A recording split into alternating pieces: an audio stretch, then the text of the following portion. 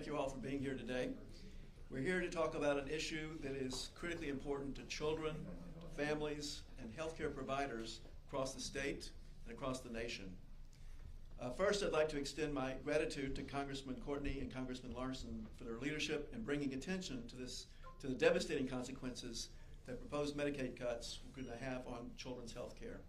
We're very fortunate to have representatives who care about children and families, so thank you guys for being here. We're also joined by Dr. Jeffrey Schinberger, who is our division head of neonatology, whose expertise and dedication to newborn care impacts the lives of so many families. We're here today because Medicaid is the foundation of children's health care in America. The reality is clear.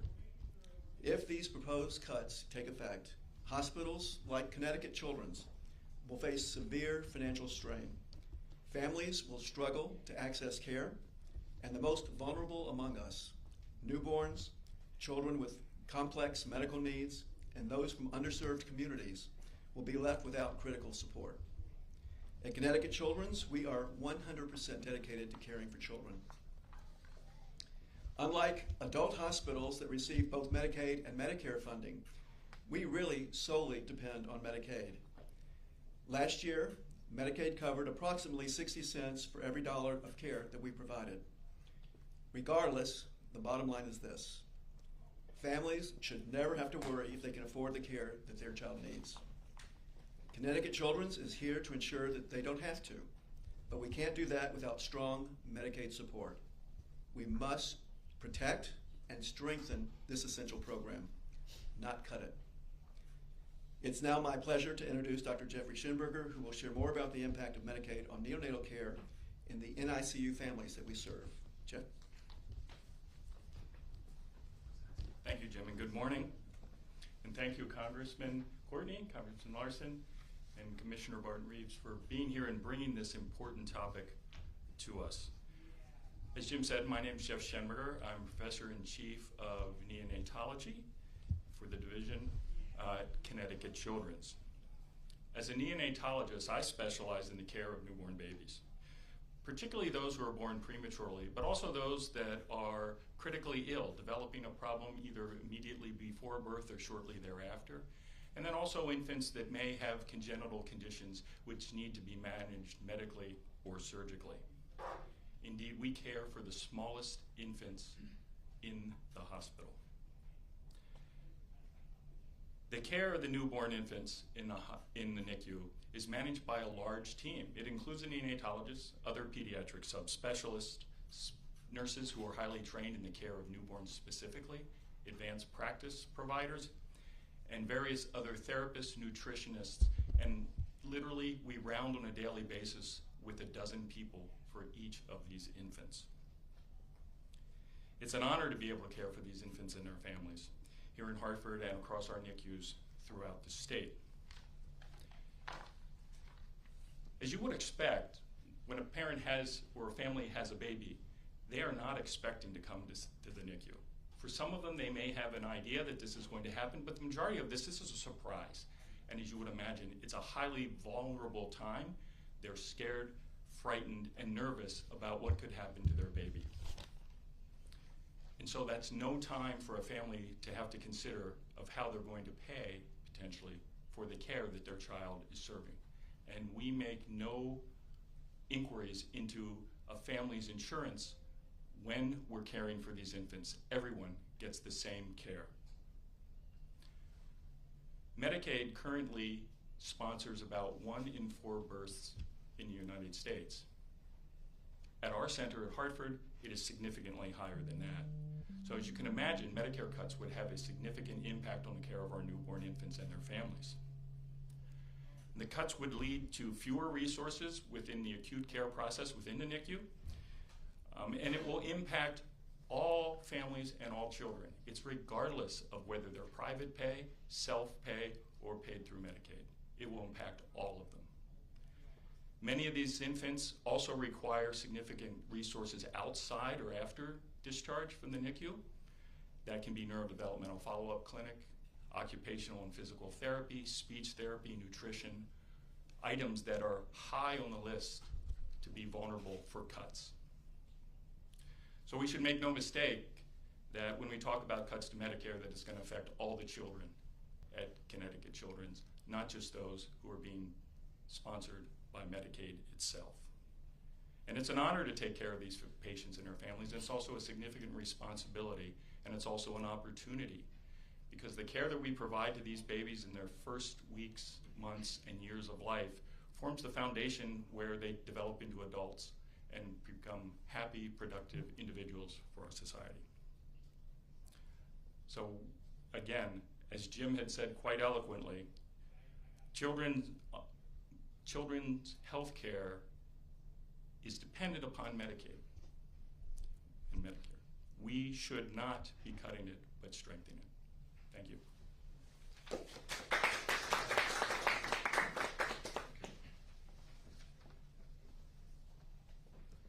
Good morning, everyone. I am Andrea Barton-Reeves. I'm the Commissioner for the Department of Social Services. We're also known as the Medicaid Agency, and I couldn't agree with Dr. Schoenberger more. Medicaid is foundational.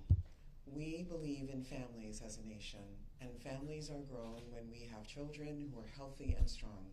That isn't really possible if we cut the most essential services for children, and that's what the proposed cuts in Washington will do to every family in this country. Whether we believe it or not, in this state, over 400,000 children are born that are covered by Medicaid, and that's 43,000 pregnant women in this state. We may want to tell ourselves different stories about who's on Medicaid. We may want to buy into this idea that there's tons of fraud, waste, and abuse. But overall in this state, the 1.2 million people who rely on Medicaid, and particularly the 400,000 children who are born whose families are covered by Medicaid, there is no fraud, there's no waste, there's no abuse, there's only anxiety about what can happen. There's only worry and concern about what's going to happen to their children.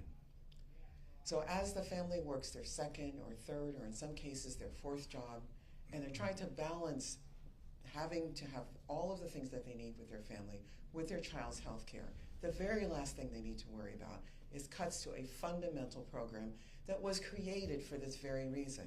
It was created because at that time, and even now, there's a recognition that there is a need to help families in the United States, that all of the families are trying the best that they can, but wealth sits in one place, need sits in another, and there needs to be a more equal distribution of that, and there is no shame in that. If we're to listen to the narrative that we're told about who's covered under Medicaid, what families need it, then we might make a different decision. But the fact is that that narrative is in the way that we experience here in Connecticut and the way that my colleagues experience it across the country, it is just simply not true. The people that are ringing up your groceries at the grocery store, who are delivering your packages, who are picking you up in your ride share, they have families. They need insurance. They have the right to have children who are covered by insurance and not have to worry about how that happens, and that is why Medicaid exists. We are a country of laws, and we're a country of equality. And what Medicaid does is it brings an equal experience to people, regardless of how much you make, regardless of what you choose to do for a living, regardless of how you decide to raise your families, and how you decide to bring children into this world. And if your child needs help, you should be able to come to Children's Hospital and get the highest quality care and never have to be concerned about how that happens. We cannot live in a place where people make different decisions about who we are based on their perceptions of what we do and what we deserve. What we deserve is fully funded Medicaid so that every single person, every child lives with dignity, every family has what they need, and we live in a strong America. So as we have part of our federal delegation here, I'm so grateful that you're here today. And as I talk to every federal delegation across the country, if you really believe in America, you believe in equality, you believe in treating everyone with dignity, and you believe in keeping Medicaid whole. Thank you.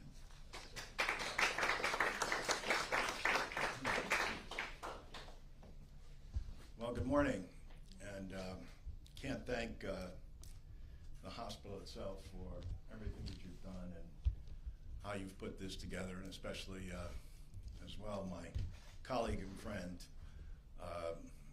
who always does such an incredible job he makes sure that the whole delegation is aware of the concern. And when you listen to the professionals talk,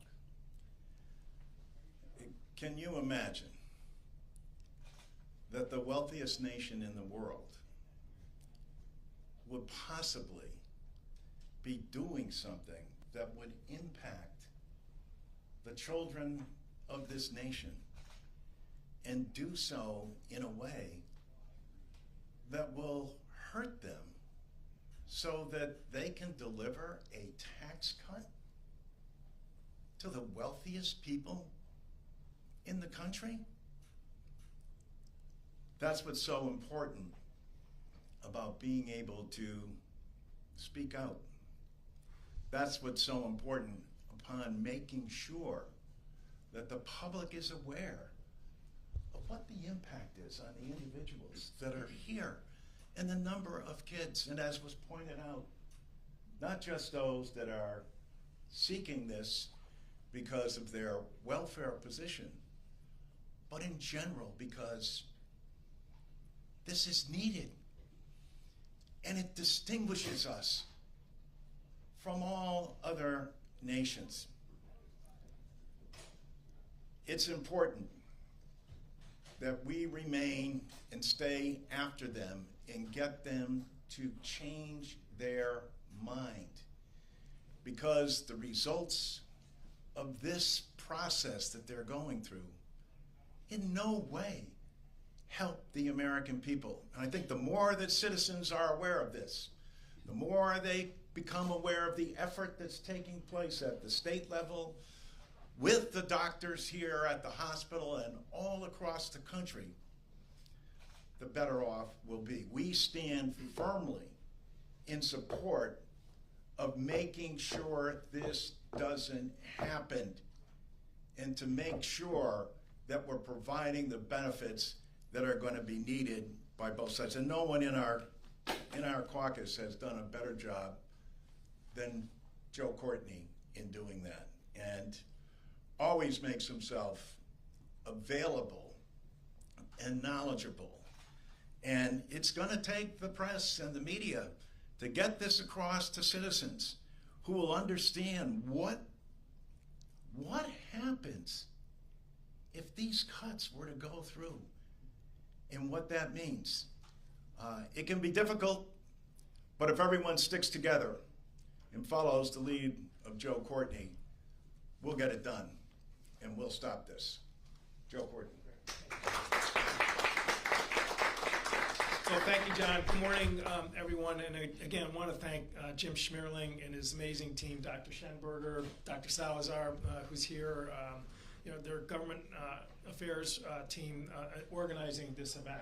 And, as the commissioner said, when you talk about Medicaid, which is the biggest health plan now in America, 72 million Americans of different populations are now covered under the Medicaid program. Again, there's just a lot of false narratives that are swirling around out there, and but one narrative that is, I think, in my opinion, just really is the gut check for this choice that this country is going to have to make, is the impact that it's going to have on the youngest and most innocent in our country, which is the staggering numbers of children that would be impacted by a reckless vote in Washington on the budget reconciliation bill. So, I'm not going to do death by power slide here this morning, but I did bring a couple of charts just to, again, reinforce what's going on right now. And in fact, it's happening in real time. The Senate is going to be they're going to be in session all night tonight in terms of their competing version. And what I have here is the House version, which cleared by a 2-vote margin back in February. And again, the top shows what John mentioned is that the bill calls for 10 years of massive tax cuts concentrated in the top 1% of our country. This is new tax cuts on top of record debt that we're now already sustaining with difficulty. The interest payments on an annual basis for our nation to pay the existing debt is $972 billion a year. That's bigger than the Department of Defense's budget. or Medicare's budget. And this proposal will actually add more debt on top of that, even with the cuts that they're proposing to Medicaid. Really, one of the most reckless measures that you could possibly imagine with all of, again, the other instability that's going on in our economy. The lower part shows the cuts. And the big one is the Medicaid cut of $880 billion over 10 years. As the commissioner and the governor have pointed out, Connecticut receives roughly about $6 billion a year in terms of Medicaid, which pays the federal government share of the program. And again, if you take that cut and if it actually goes through and just do the math, you're looking at least at a quarter reduction in terms of the state of Connecticut's budgets. And there's all kinds of ideas swirling around about how they would implement that. They're all bad, okay, in terms of whether it's capping the amount of coverage that an individual patient would have or reducing the federal government's contribution to Medicaid, which is today 50% to the state of Connecticut. And there's just no question that the collateral damage that would happen if that would go into effect, I mean, it would put the Department of Social Services and the General Assembly in an impossible position in terms of, it's like Sophie's Choice. I mean, who gets help here? And there's no question that, every program, particularly in children who are such a high percentage of the patient population, would be negatively impacted. The other chart is a list of the groups that have come out against this proposal. I want to just be clear, this is a partial list. It goes on for pages, actually, but we did sort of emphasize, in a little bolder print, the fact that the, hospitals of America, American Hospital Association, Essential Hospitals, Children's Hospitals, Catholic Hospitals, Federation of American Hospitals, who frankly sometimes have different interests in Washington when they're down on different issues, they are united in terms of opposing this proposal.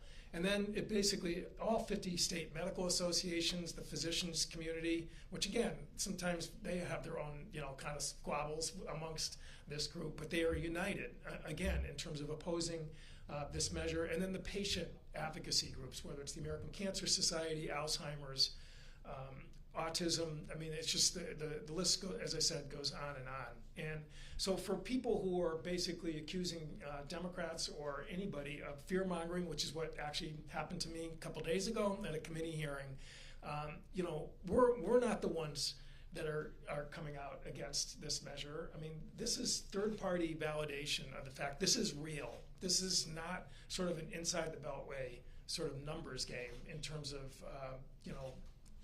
that it's really not going to be something that really matters to people of all communities in terms of the impact.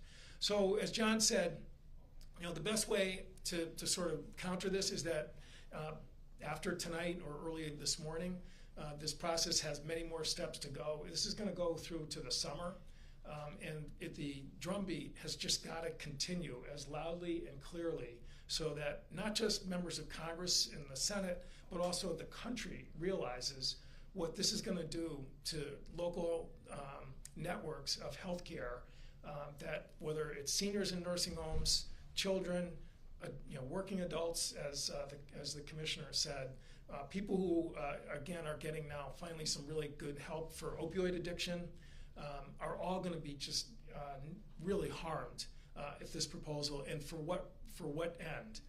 To, again, just extend a totally imbalanced, unfair, fiscally responsible tax package that we're going to have to live with as a nation for the next 10 years.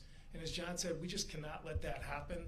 And I want to, again, thank the hospital and all of its partners for stepping forward, which is not probably something they relish, but the fact of the matter is it's so important we all have to do it. Thank you.